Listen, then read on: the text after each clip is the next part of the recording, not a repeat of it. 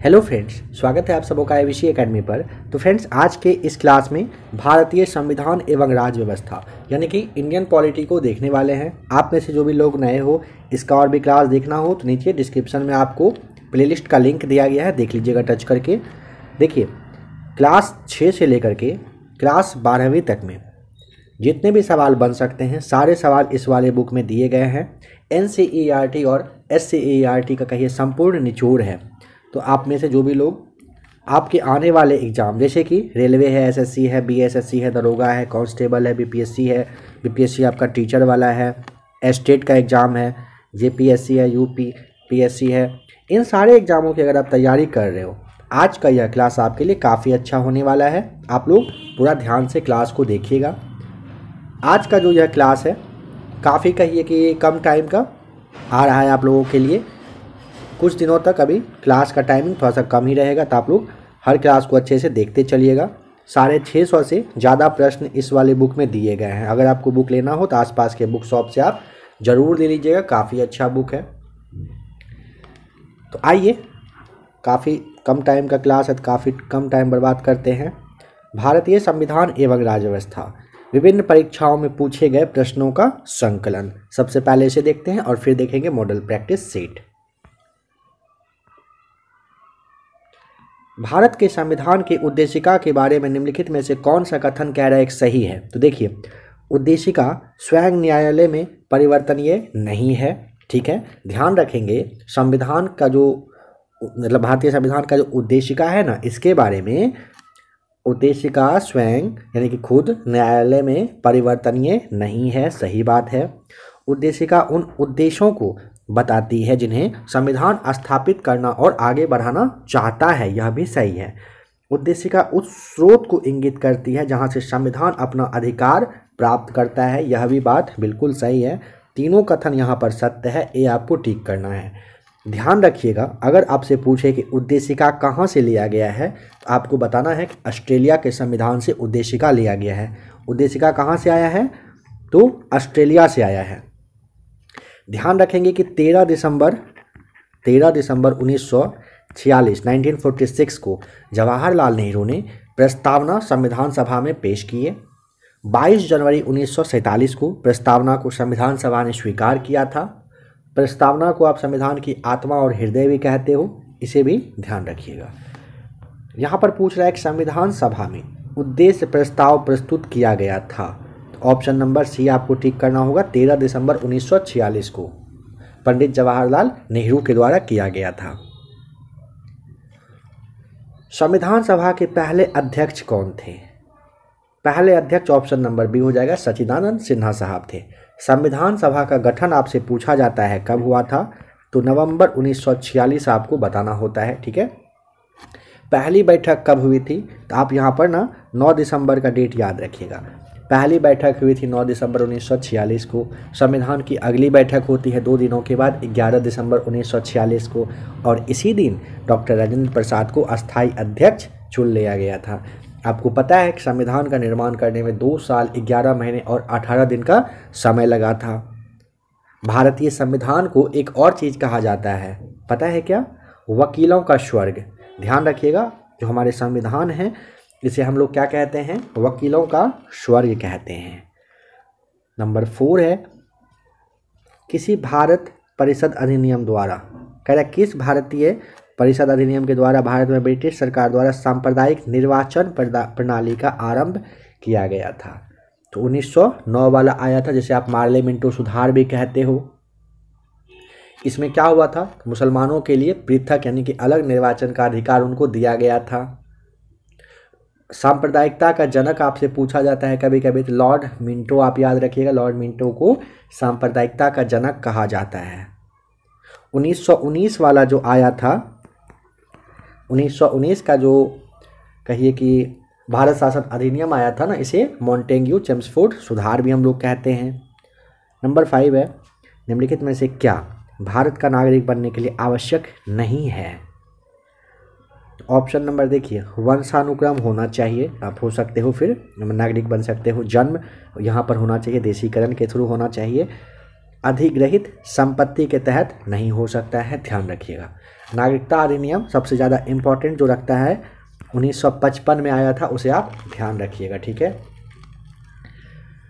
अच्छा, आपसे पूछा जाता है नागरिकता जो भारतीय संविधान में भाग कितने में, तो भाग सेकेंड में। अनुच्छेद कहाँ से कहाँ तक, तो 5 से 11 तक में नागरिकता के बारे में दिया गया है। कौन से मूल अधिकार केवल भारतीय नागरिकों के लिए उपलब्ध है? ऑप्शन नंबर आपको टिक करना होगा ए 15, 16, 19 और 29 केवल भारतीय नागरिकों के लिए उपलब्ध है, ध्यान रखेंगे। भारतीय संविधान के भाग 3 में अनुच्छेद 12 से लेकर के 35 तक मौलिक अधिकार दिया गया है। मौलिक अधिकार के अनुच्छेद 15, 16, 19, 29 और 30 इन सब को छोड़ करके ना सभी मौलिक अधिकार भारतीय और विदेशी दोनों को मिल जाता है, ध्यान रखेंगे। कह रहे हैं कि भारत का कोई नागरिक अपनी नागरिकता खो देगा यदि वह, उत्तर का किस तरह से चयन करना है देख लीजिए पहले। तो देखिए, भारतीय नागरिकता का वह परित्याग कर दे मतलब छोड़ दे, या तो स्वेच्छा से किसी अन्य देश की नागरिकता प्राप्त करता है तो भी भारतीय नागरिकता खत्म हो जाएगा। किसी अन्य देश के नागरिक से विवाह करने से नहीं, खत्म नहीं होता है। सरकार की आलोचना करता है तो भी नहीं होता है। तो ऑप्शन नंबर आपको सी टिक करना है। भारतीय संविधान के 44वें अनुच्छेद के अनुसार समान संहिता की परिकल्पना निम्नलिखित में से किसके लिए है? भारतीय संविधान के 44वें अनुच्छेद के अनुसार समान संहिता की परिकल्पना आपसे पूछा जाता है, नागरिकों के लिए है, डी सही जवाब हो जाएगा। अनुच्छेद 44 ध्यान रखेंगे। आज़ादी के बाद भाषा के आधार पर भारत के राज्यों का पुनर्गठन किस वर्ष में हुआ था? यहाँ पर ऑप्शन नंबर थर्ड 1956 यानी कि 1956 आपको याद रखना होगा। अगर आपसे डेट भी पूछ ले, डेट भी ऑप्शन में दे दे, 1 नवंबर 1956 आपको याद रखना होता है। फजल अली नाम याद रखना है। फजल अली की ही अध्यक्षता में राज्य पुनर्गठन आयोग बनाया गया था। उन्होंने ना 16 राज्य, ध्यान दें 16 राज्य और 3 केंद्र शासित प्रदेश बनाने की सिफारिश की, लेकिन भारत सरकार ने 14 राज्य और 6 केंद्र शासित प्रदेश बनाए थे। ध्यान रखें, फजल अली ने 16 राज्य और 3 केंद्र शासित प्रदेश बनाने की सिफारिश की, लेकिन भारत सरकार ने 14 राज्य और 6 केंद्र शासित प्रदेश बनाए थे। बताएं कि एक भारतीय राज्य के रूप में बिहार बना। कह रहा है एक भारतीय राज्य के रूप में बिहार बना। बिहार कब बना था? तो ऑप्शन नंबर बी वर्ष 1912 ईस्वी में बना था। दिल्ली दरबार आपको याद होगा। दिल्ली दरबार में जॉर्ज पंचम ने, डेट था 12 दिसंबर का, 12 दिसंबर 1911 को बंगाल से अलग करके बिहार बना दिया था, ठीक है। 22 मार्च 1912 को औपचारिक रूप से कहिए कि बिहार से, बंगाल से अलग हो गया था बिहार, मतलब आप अंग अलग हो नहीं गया था, अधिसूचना का ये जारी किया था, ठीक है। बना कब था? 1 अप्रैल 1912 को, और 1 अप्रैल 1936 को ही उड़ीसा, 15 नवंबर 2000 को झारखंड बिहार से अलग होता है। भारतीय संविधान में मूल कर्तव्यों को किस समिति की सिफारिश पर जोड़ा गया था? मूल कर्तव्य, सही जवाब है ऑप्शन नंबर ए, सरदार स्वर्ण सिंह सिफारिश पर जोड़ा गया था। 42वां संविधान संशोधन अधिनियम आया था, इसके द्वारा 1976 में 10 मौलिक कर्तव्य को भाग 4 के क में जोड़ा गया था। 86वां संविधान संशोधन 2002 में एक और मौलिक अधिकार को जोड़ा गया था। मौलिक अधिकार पूछा जाता है किस देश से लिया गया है? अमेरिका बताना है। नरसिम्हन समिति किस चीज़ से संबंधित है? याद करें तो ये ना नरसिम्हन है, बैंकिंग सुधार से है। यहाँ पे महाल नोबिस समिति दिया हुआ है, तो आप समिति अगर जानना चाहें तो 1949 ईस्वी को याद कर लीजिए। ये पीसी महाल नोबिस साहब जो थे, इन्हीं की अध्यक्षता में राष्ट्रीय आय समिति बनाया गया था। स्वतंत्र भारत का पहला राष्ट्रीय आय समिति था। और यहाँ पर जो आपका बलवंत राय मेहता समिति है, पंचायती राज से ये संबंधित है। बताएं कि संविधान सभा के सदस्यों द्वारा संविधान कब हस्ताक्षर किया गया था? संविधान सभा के सदस्य के द्वारा संविधान पर साइन हुआ था कब? ऑप्शन नंबर आपको डी बताना होता है 24 जनवरी 1950 को। कब हस्ताक्षर हुआ? 24 जनवरी 1950 को। इनमें से कौन सुमेलित नहीं है? फर्स्ट कह रहा है कि संघीय समिति के अध्यक्ष के रूप में जवाहरलाल नेहरू हाँ थे। प्रारूप समिति में B.R. अम्बेडकर साहब थे। संचालन समिति के M. मुंशी नहीं थे। कौन थे फिर? संचालन समिति में डॉक्टर राजेंद्र प्रसाद थे। ठीक है, डॉक्टर राजेंद्र प्रसाद थे। और राज्य के लिए समिति जवाहरलाल नेहरू। ठीक है, यहाँ पे कह रहे किसी, यहाँ पे आप समझ गए ना, ऑप्शन नंबर सी सही है। किसी संगठन के सदस्यों को किस आधार पर एकत्रित होने से वंचित किया जा सकता है? तो राष्ट्र की एकता एवं संप्रभुता के आधार पर। ए सही जवाब है। संविधान के उद्देशिका में किस मौलिक अधिकार का वर्णन नहीं है?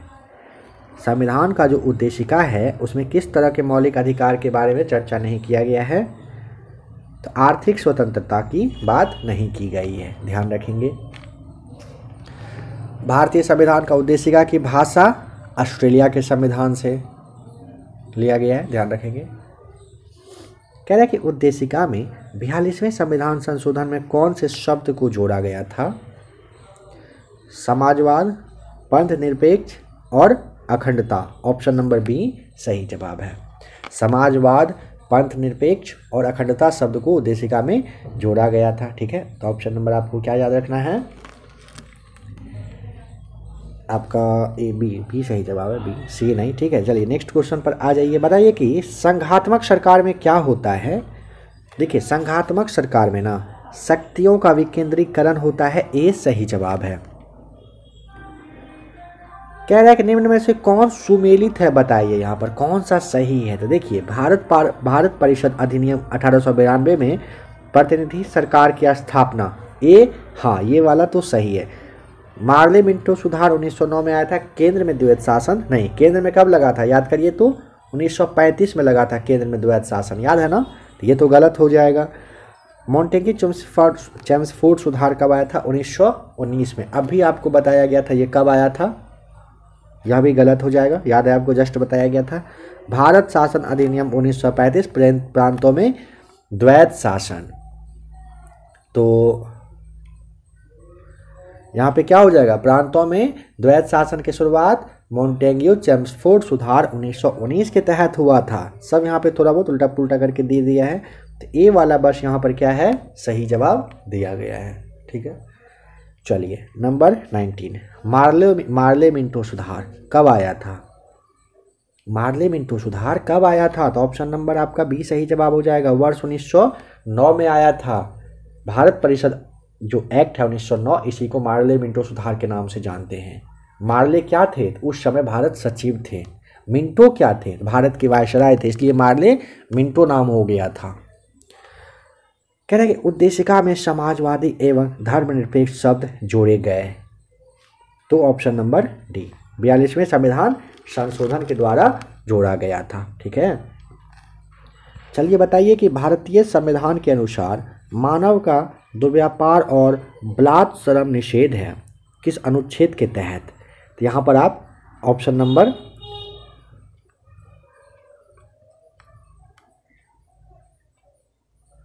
तेईस को आपको टिक करना है, यानी कि ए हो जाएगा सही जवाब। ध्यान दें, जो 24 है ना, इसके तहत बालकों को, बच्चों को कारखाना वगैरह में आप काम करने पे नहीं लगा सकते हो। ठीक है, अनुच्छेद 25 में क्या है?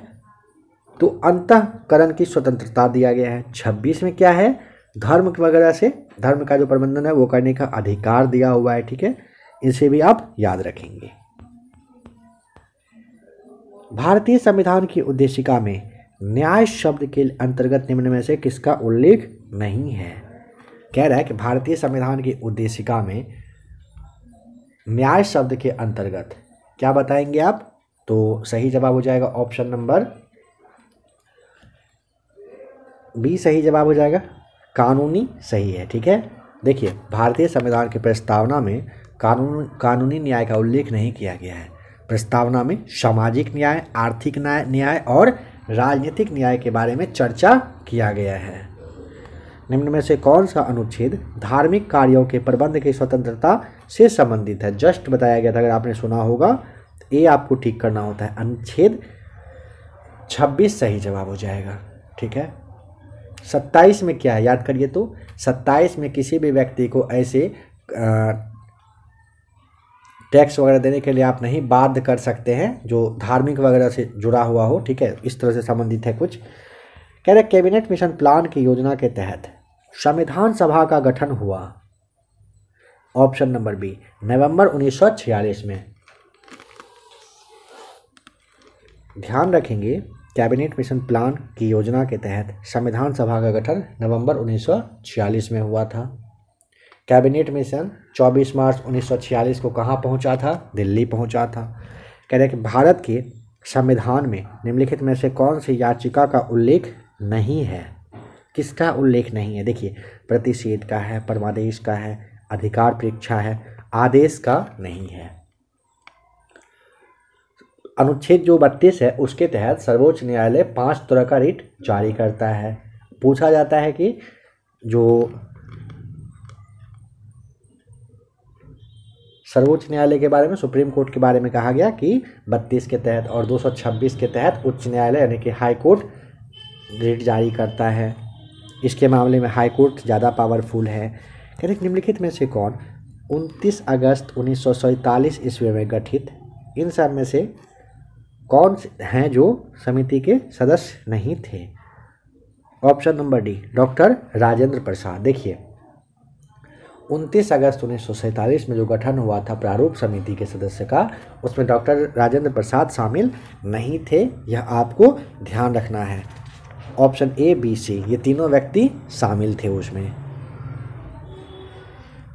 भारतीय संविधान में कौन से अनुच्छेद में मूल कर्तव्यों का उल्लेख किया गया है? बताइए, मूल कर्तव्य का उल्लेख कहाँ पर किया गया है? ऑप्शन नंबर सी, अनुच्छेद 51 के क में किया गया है मूल कर्तव्य का उल्लेख। 42वां संविधान संशोधन जो हुआ था 1976 में, ठीक है, 1976 में, इसी अधिनियम के द्वारा सरदार स्वर्ण सिंह की सिफारिश पर इसे संविधान में जोड़ा गया था। ये ना जो मेन यानी कि मूल संविधान जैसे आप कहते हो, जब बनकर तैयार हुआ था तभी उसका पार्ट नहीं था। आपातकाल की उद्घोषणा हो तब निम्नलिखित में से कौन से मूल अधिकार को छोड़कर अन्य सभी मूल अधिकारों के परिवर्तन के लिए उच्च न्यायालय में जाने का अधिकार निलंबित मतलब खत्म हो जाता है? कौन सा दो है जो खत्म नहीं होता है? तो वह है अनुच्छेद 20 और अनुच्छेद 21। ये खत्म नहीं होता है आपातकाल के समय में भी। राज्यसभा के सदस्यों के चुनाव की प्रक्रिया ग्रहण की गई है। कहाँ से लिया गया है राज्यसभा के सदस्यों के चुनाव की प्रक्रिया? तो ऑप्शन नंबर बी सही जवाब है। दक्षिण अफ्रीका के संविधान से राज्यसभा के सदस्यों का जो चुनाव होता है वो अधिग्रहण किया गया है। 29 का ऑप्शन नंबर आपको बी बताना होता है। राज्यसभा उस सदन है, यह सब आप जानते ही हो। 1/3 जो मेंबर है 2 साल में हट जाते हैं, यह भी आप शायद क्या जानते ही हैं, है ना। देखिए, संस्कृति और शिक्षा का अधिकार वर्णित है। संस्कृति और शिक्षा का अधिकार कहाँ पर दिया गया है? अनुच्छेद 29 और अनुच्छेद 30 में दिया गया है। क्या चीज़ के बारे में? संस्कृति और शिक्षा के बारे में, ठीक है। अनुच्छेद जो 29 है ना, इसके तहत अल्पसंख्यक समुदाय के लोगों को अपनी बोली, भाषा, लिपि, संस्कृति इन सब को सुरक्षित रखने का अधिकार भारतीय संविधान दिया है। 30 के तहत अल्पसंख्यक वर्ग को अपनी जो उनका इंटरेस्ट होता है उसके शिक्षण संस्था की स्थापना करने और उनके प्रशासन से संबंधित जितना भी निर्णय वगैरह है वो करने का अधिकार उनको दिया गया है। भारतीय राज्यों की आज़ादी के बाद पुनर्गठन मुख्यतः जिस आधार पर किया गया था वह क्या था? 31 का राइट आंसर है ऑप्शन नंबर, अभी आपको बताया गया था, भारतीय राज्य की आज़ादी के बाद पुनर्गठन जो हुआ था भाषाई आधार पर हुआ था। ये सही जवाब है। आंध्र प्रदेश जो है भाषा के आधार पर स्थापित होने वाला पहला राज्य था, ठीक है, याद रखिएगा। वर्ष 1960 में 1960 में बम्बई से अलग होकर गुजरात भाषाई क्षेत्र को अलग होते हुए गुजरात राज्य बना था। वर्ष 1966 में पंजाब भाषा क्षेत्र के आधार पर पंजाब के रूप में और हिंदी भाषा के रूप में कहिए हरियाणा राज्य को अलग दर्जा दिया गया था। निम्नलिखित में से कौन सा शब्द भारतीय संविधान के प्रस्तावना में नहीं है? चलिए बताइए। सही जवाब है ऑप्शन नंबर, देखिए, बंधुता है, समाजवाद है, संप्रभुता है, संघवाद नहीं था, याद रखेंगे। अच्छा, भारतीय संसद में संघीय प्रणाली कहाँ से लिया गया है? संघीय प्रणाली किस देश से लिया गया है? तो आपको कनाडा बताना होता है। यह तो यहाँ से सवाल आता ही है, किस देश से क्या लिया गया है। संविधान की कौन सी विशेषता वास्तविक रूप से संघात्मक नहीं है? देखिए, कौन सी संविधान की कौन सी विशेषता वास्तविक रूप से संघात्मक नहीं है? तो शक्तियों का विभाजन है, लिखित संविधान है, न्यायिक पुनरावलोकन है, एकीकृत न्यायपालिका नहीं होगा। ऑप्शन नंबर डी सही जवाब हो जाएगा। ठीक है, भारतीय संविधान में संघीय प्रणाली आपको बताया गया था, अभी कहाँ से लिया गया था? तो कनाडा आपको बताना होता है। कह रहा है कि भारत में संघीय न्यायालय की स्थापना निम्नलिखित अधिनियम कहिए या फिर रिपोर्ट कहिए उसके द्वारा आया था। 34 का right answer option number D, Bharat सरकार अधिनियम 1935 के तहत आया था। भारत में संघीय न्यायालय की स्थापना भारत सरकार अधिनियम 1935 के द्वारा लाया गया था। भारत सरकार अधिनियम 1935 को 1937 में लागू कर दिया गया था। पंडित जवाहरलाल नेहरू का नाम आप जानते हो, इन्होंने क्या कहा था पता है? इस अधिनियम को ना गुलामी का अधिकार कहा था। ठीक है, और भारत सरकार अधिनियम जो 1935 है, इसी से हमारे संविधान में बहुत कुछ लिया गया है, यह भी आप जानते हो। निम्न में से कौन सी कमेटी मौलिक कर्तव्यों से संबंधित है? Option number D right answer है, स्वर्ण सिंह कमेटी सही जवाब है। स्वर्ण सिंह कमेटी मौलिक अधिकार से संबंधित है। कह रहे कि फजल अली आयोग संबंधित है, कहाँ से? तो फजल अली साहब कहाँ से? राज्य के पुनर्गठन से संबंधित है। दिसंबर 1953 में फजल अली आयोग का गठन हुआ था। इनमें और 2 सदस्य थे, पता है कौन कौन से? याद करिए तो। फजल अली आयोग में और कौन कौन से लोग शामिल थे? तो आपको नाम याद रखना है, हृदयनाथ कुंजरू और KM पनिक्कर थे।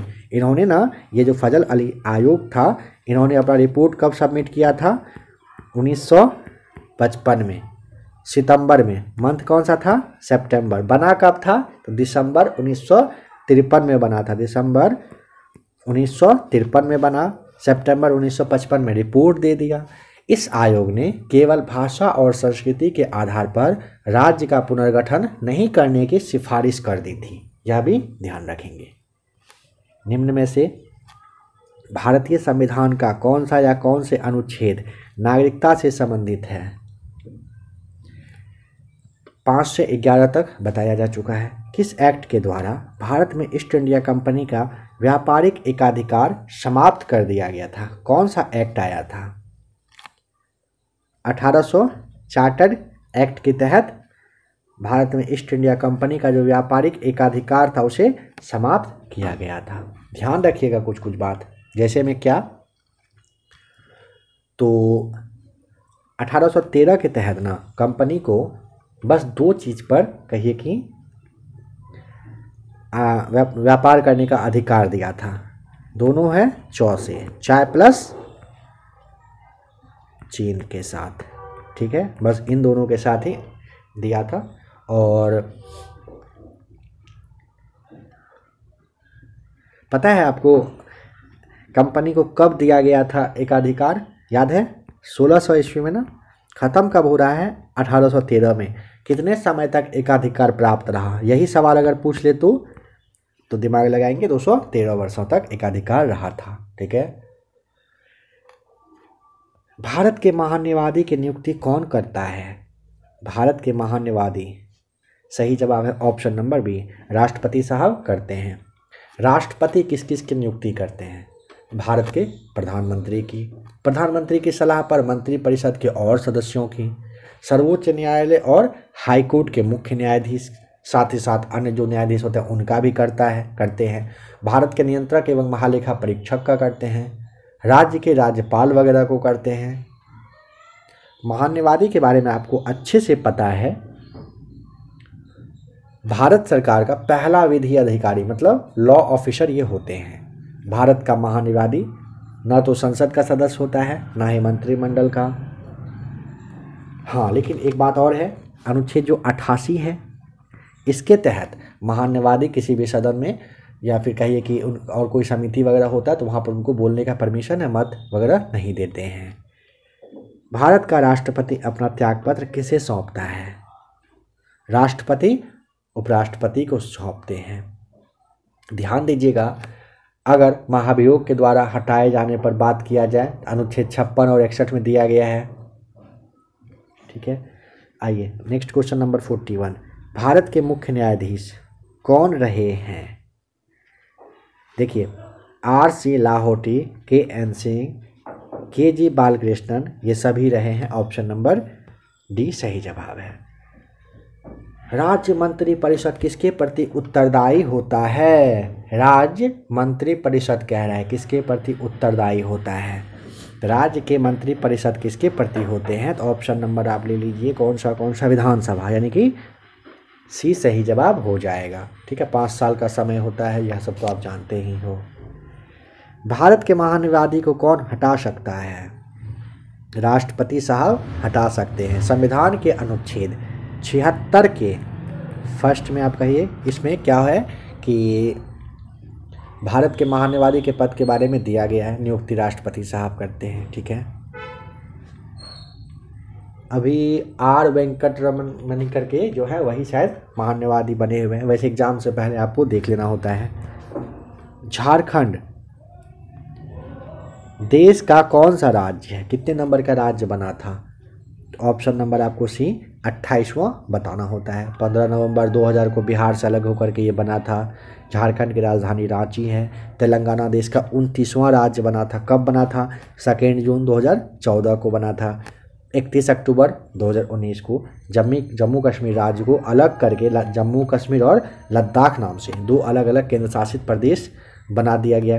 31 अक्टूबर 2019 के बाद अब भारत में 28 राज्य और 8 केंद्र शासित प्रदेश हो गया है, यह भी ध्यान रखेंगे। बताएं कि बिहार में लोकसभा सीटों की संख्या कितनी है? तो चलिए यह वाला सवाल आपके लिए छोड़े जा रहे हैं, कमेंट करके आपको बताना है कि बिहार में लोकसभा की संख्या कितनी है। तो क्या बताइएगा? 44, 43, 42, 40, जो भी है बताएं। कह रहे कि राज्यसभा और लोकसभा की संयुक्त बैठक कौन बुला सकता है? तो कौन बुलाते हैं? राष्ट्रपति साहब बुलाते हैं। ये सही जवाब है, 108 के तहत ये बुलाते हैं। पता है अभी तक ना 3 बार संयुक्त अधिवेशन बुलाया गया है। एक बार आया था 1961 यानी कि 1961 में, जो कि दहेज से संबंधित था। एक बार आया था 1978 में, किस चीज़ से था? बैंकिंग बिल से था। तीसरा आया था पोटा कानून के लिए वर्ष 2002 में। पहला 1961 में, याद रखेंगे। कह रहे कि राज्यसभा का सदस्य निर्वाचित होने के लिए आवश्यक न्यूनतम आयु जो उम्र सीमा है वह कितनी है? ऑप्शन नंबर बी 30 वर्ष बताना है। राज्यसभा का गठन अनुच्छेद किसके तहत? 80 के तहत होता है। राज्यसभा का गठन हुआ कब था भाई? तो 3 अप्रैल को हुआ था, 3 अप्रैल 1952 को हुआ था। ठीक है, नेक्स्ट क्वेश्चन नंबर 48 बताएंगे कि भारत के राष्ट्रपति को पद से कौन हटा सकता है? तो किसके द्वारा ये हो सकता है? तो ऑप्शन नंबर हो जाएगा आपका बी सही जवाब। संसद के द्वारा महाभियोग प्रक्रिया के तहत हटाना होता है। राष्ट्रपति साहब को 14 दिन पहले लिखित सूचना देना होता है। करेक्ट, सर्वोच्च न्यायालय ने निजता के अधिकार को संविधान के किस मूलभूत अधिकार के अधीन रखा है? ऑप्शन नंबर हो जाएगा आपका डी सही जवाब, अनुच्छेद 21 के तहत रखा है। ठीक है, सर्वोच्च न्यायालय ने निजता के अधिकार को संविधान के अनुच्छेद 21 के अंतर्गत रखा है, ध्यान रखेंगे। नंबर 50 बताएं कि संस्थाएं और संघ बनाने का अधिकार किस प्रकार का अधिकार है? तो ऑप्शन नंबर बी केवल नागरिकों के लिए सुनिश्चित स्वतंत्रता का अधिकार हो जाएगा। ऑप्शन नंबर बी सही जवाब है। ठीक है, ध्यान रखिएगा, संस्थाएं और संघ जो बनाने का अधिकार है केवल नागरिकों के लिए सुनिश्चित स्वतंत्रता का अधिकार है। ठीक है, नंबर 50 था ये। आशा है कि यहाँ तक आप अच्छे से समझ गए होंगे। तो आज के इस क्लास को रखते हैं यहीं पे, ठीक है। नेक्स्ट क्लास जल्द ही आपके लिए आएगा। समय की थोड़ी सी कहिए कि प्रॉब्लम होने की वजह से थोड़ा सा क्लास अभी मास्टर वीडियो वगैरह नहीं आ पा रहा है, और अभी थोड़ा कुछ दिन मान के चलिए 1 सप्ताह 10 दिन तक नहीं आएगा। तो मान के चलिए कि 26 जनवरी के आसपास से फिर से अपना जो महामैराथन टाइप का क्लास चलता था, अच्छा खासा क्लास आ रहा था, वो क्लास आएगा। जो भी क्लास आप देख रहे थे सारे क्लास काफ़ी जल्द आपको दे दिया जाएगा। आपको पता है जब मास्टर वीडियो वगैरह देना स्टार्ट करते हैं तो फिर रुकते नहीं है। काफ़ी ज़्यादा मास्टर वीडियो आपने देखा है इधर, काफ़ी सारे अच्छे अच्छे बुक का आपने क्लास देख लिया है। समझिए फिर उसी तरह से क्लास ज़बरदस्त वाला का ये क्लास आ रहा है आपके लिए। बस थोड़ा सा आपको वेट करना है। आशा है क्लास पसंद आया होगा, क्लास अच्छा लगा हो, लाइक शेयर आप कर दीजिएगा।